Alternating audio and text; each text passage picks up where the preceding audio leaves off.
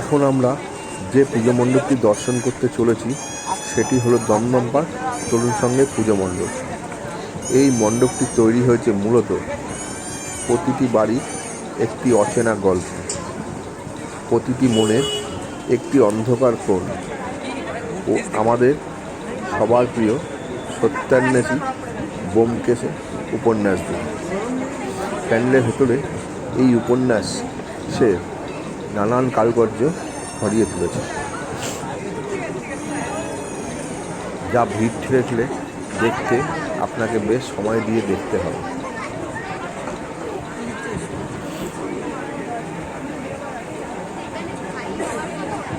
প্রতিটি কারুকার্য যেন মনোমুগ্ধ করে তোলে।